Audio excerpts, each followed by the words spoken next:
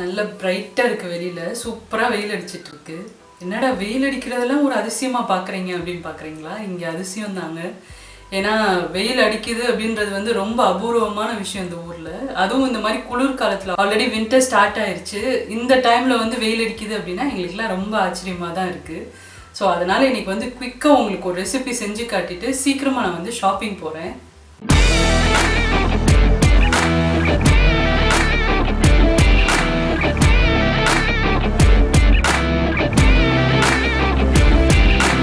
Last வீடியோல சூப்பரா அதிரசம் எப்படி செய்யறதுன்னு நம்ம பார்த்தோம். ஆனா என்னடா இது இவ்வளோ வேலையா இருக்கு, கஷ்டமா இருக்கே அப்படின்னு ஃபீல் பண்றவங்களுக்கு இந்த வீடியோல நான் ஒரு சூப்பரா ஈஸியான ஸ்வீட் ரெசிபி செஞ்சு காட்ட போறேன். அதிரசம் வந்து கஷ்டமா இருந்தாலும் அதுக்கேற்ற டேஸ்ட் இருக்கும். ஸோ தைரியமா ட்ரை பண்ணி பாருங்க.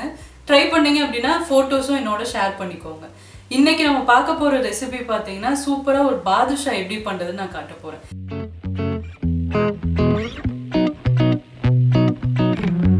இந்த ரெசிபியில வந்து பக்குவம் அப்படிலாம் எதுவுமே கிடையாது. ஜஸ்ட் நீங்க வந்து மெஷர்மெண்ட்ஸை வந்து கரெக்டாக ஃபாலோ பண்ணணும்.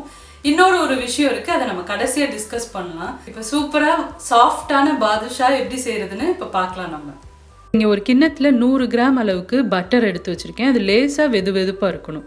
அடுத்ததாக வந்து ஒரு சிட்டிகை அளவுக்கு பேக்கிங் சோடா சேர்த்துக்கலாம். அடுத்ததாக 1/4 டீஸ்பூனுக்கும் கம்மியாக உப்பு சேர்த்துக்கிறேன். இப்போ இது எல்லாத்தையும் நல்லா கலக்கிடலாம். ஃபஸ்ட்டு கலக்கினதுக்கப்புறமா மித்த பொருள்லாம் நம்ம சேர்த்துக்கலாம். இப்போ பாருங்கள் நல்லா கலக்கியாச்சு. அடுத்ததாக 100 ml வரைக்கும் நான் தயிர் எடுத்து வச்சுருக்கேன். முடிஞ்ச அளவுக்கு கெட்டி தயிர் எடுத்துக்கோங்க, அப்போ தான் நல்லாயிருக்கும் உங்களுக்கு. இப்போ இதையுமே நல்லா சேர்த்து கலக்கணும். அதாவது உங்களுக்கு க்ரீம் மாதிரி வரும், கெட்டியான க்ரீம் இருக்கும் இல்லையா, அந்த பதத்துக்கு வரும். அந்த அளவுக்கு மட்டும் இதை கலக்கிக்கலாம். பாருங்கள் நல்லா கலக்கியாச்சு. பார்க்குறதுக்கு இந்த மாதிரி உங்களுக்கு க்ரீம் மாதிரி இருக்கணும். இப்போ அடுத்ததாக வந்து 1/2 கிலோ மைதா நான் எடுத்து வச்சுருக்கேன். 1/2 கிலோ மாவுக்கு இந்த மெஷர்மெண்ட் நீங்கள் சேர்த்துக்கணும். இப்போது இந்த நம்ம கலக்கி எடுத்து வச்சுருக்க பொருளை இதில் சேர்த்துடலாம். சேர்த்துட்டு இப்போ ஃபுல்லாக நீங்கள் தண்ணி எதுவும் சேர்க்காம இந்த இதை வச்சே நீங்கள் மாவை ஃபுல்லாக பிசைய ட்ரை பண்ணுங்கள். முடிஞ்ச அளவுக்கு உங்களுக்கு இதிலே வந்து கரெக்டாக வந்துடும் பதம். சப்போஸ் உங்களுக்கு பத்தலை அப்படின்னா நீங்கள் கொஞ்சமாக தண்ணி தெளித்து சப்பாத்தி மாவு மாதிரி பிசைஞ்சுக்கோங்க.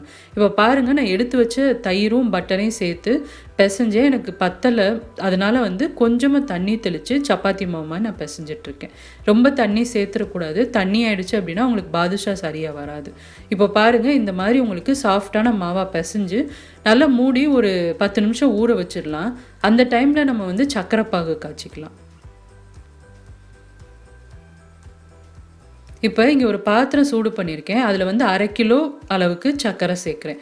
எவ்வளோ மைதா எடுக்கிறீங்களோ அதே அளவுக்கு சர்க்கரை சேர்த்துக்கணும். 1/2 கிலோ மைதாக்கு 1/2 கிலோ சர்க்கரை சேர்த்துக்கிறேன். அடுத்ததை வந்து 300 ml தண்ணி சேர்த்துக்கலாம். இப்போ இதை வந்து நம்ம ஒரு கம்பி பதம்னு சொல்லுவோம் இல்லையா, அந்த அளவுக்கு இந்த ஜீராவை காய்ச்சிக்கலாம். இப்போ பாருங்கள் இது எப்படி கண்டுபிடிக்கிறது அப்படின்னா, உங்களுக்கு தொட்டு பார்த்தீங்க அப்படின்னா லேசாக கம்பி பதம் மாதிரி உங்களுக்கு கையில் வரும், நூல் மாதிரி வரும். இந்த பதம் வந்தனையுமே நீங்கள் வந்து அடுப்பை ஆஃப் பண்ணி இறக்கி வச்சுருங்க. அடுத்ததை நம்ம எடுத்து வச்சுருக்க மாவு எல்லாத்தையும் இந்த மாதிரி சின்ன சின்ன உருண்டையாக பிடிச்சிட்டு நல்லா உருட்டிக்கோங்க. அடுத்ததை வந்து கையை வச்சு இந்த மாதிரி நடுவில் ஒரு சின்னதாக பள்ளம் மாதிரி நம்ம வச்சுக்கலாம். இதுதான் வந்து பாதுஷாவுக்கு உங்களுக்கு ஷேப் கொடுக்கும். இதை வந்து நீங்கள் ஸ்மூத்தாக உருட்டிடக்கூடாது. கொஞ்சம் அங்கங்கே மாவு வந்து வெடிப்புத்தன்மை இருந்தால் தான் உங்களுக்கு பாதுஷா சாப்பிட்றதுக்கு ரொம்ப நல்லாயிருக்கும். இந்த மாதிரியே எல்லா உருண்டைகளையும் நம்ம பண்ணி வச்சுட்டு எண்ணெயில் பொரிச்சு எடுத்துடலாம். இங்கே எண்ணெய் சூடு பண்ணியிருக்கேன். கொஞ்சம் கொஞ்சமாக அதில் சேர்த்து நம்ம பொன்னிறம் மாற வரைக்கும் பொரிச்சு எடுக்க போகிறோம். இதில் மெயினாக நீங்கள் வந்து இந்த மாதிரி சமைக்கிறப்போ மட்டும்தான் கொஞ்சம் கவனமாக இருக்கணும். டக்குன்னு கலர் வந்துருச்சு அப்படின்னா உள்ளே சுத்தமாக வேகாது. அதனால் மீடியம் தீக்கும் கம்மியாக வச்சு பொறுமையாக அதை வேக வச்சு எடுத்துக்கோங்க. லேசாக உங்களுக்கு கோல்டன் கலரில் வரும். அளவுக்கு வந்தனமே நம்ம இதை எடுத்து ஜீரா பாகில் போட்டுடலாம். இப்போ பாருங்கள் இந்த அளவுக்கு நல்லா கோல்டன் ப்ரௌன் கலர் வந்தனையுமே நம்ம எடுத்துடலாம். நல்ல மொறுமொறுப்பாக இருக்கும். இப்போ பார்க்குறதுக்கு உள்ளே சாஃப்டாக இருக்கும். அப்படியே எடுத்தனையுமே டைரெக்டாக பாகில் போட்டுருங்க.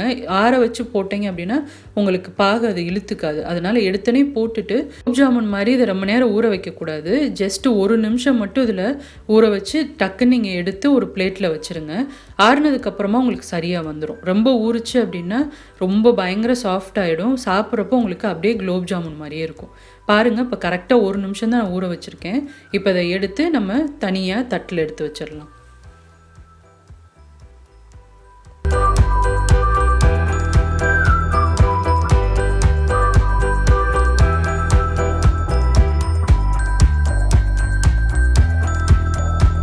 பாத்தீங்களா, நான் சொன்ன மாதிரியே ரொம்ப ஈஸியான ஸ்வீட் தான் பாதுஷா. பார்க்கறதுக்கு எவ்வளோ ஈஸியா இருந்ததோ அதே மாதிரி தான் செய்யறதுக்கும் ரொம்ப ஈஸியா தான் இருக்கும். கண்டிப்பா ட்ரை பண்ணி பாருங்க. நான் சொன்ன மாதிரி அந்த ஒரு பர்டிகுலர் விஷயம் என்ன அப்படின்னு பார்த்தீங்கன்னா, நம்ம ஜீரால ஊற வைக்கிறப்போ பாதுஷா பார்க்கறதுக்கு இன்னும் கொஞ்ச நேரம் ஊற வச்சிருக்கலாமோ அப்படின்னு உங்களுக்கு தோணும். ஆனா தயவுசெய்து பண்ணிடாதீங்க. அதுக்கப்புறம் ரிசல்ட் நீங்க எடுத்து சர்வ் பண்றப்போ இது பாதுஷாவா இல்ல குலோப் ஜாமுனான்னு கேட்குற மாதிரி ஆயிடும். ஸோ அதனால ரொம்ப நேரம் ஊற வைக்காதீங்க. கரெக்டா 1 நிமிஷம், ஒரு சைடு 30 செகண்ட், இன்னொரு பக்கம் வந்து 30 செகண்ட் ஊற வச்சுட்டு எடுத்து வச்சிருங்க. மறுநாள் நீங்க சாப்பிட்றப்போ நல்லா சாஃப்டா சூப்பரா இருக்கும். கண்டிப்பா ட்ரை பண்ணி பாருங்க. ட்ரை பண்ணீங்க அப்படின்னா மறக்காம உங்களோட போட்டோஸையும் என்னோட மெயில் ஐடிக்கு ஷேர் பண்ணுங்க. இதே மாதிரி நிறைய இன்ட்ரெஸ்டிங்கான வீடியோஸை பார்க்கறதுக்கு சுஜீஸ் கிச்சனுக்கு மறக்காம சப்ஸ்கிரைப் பண்ணுங்க. சுஜீஸ் கிச்சன், எளிய பாரம்பரிய சமையலின் தொகுப்பு.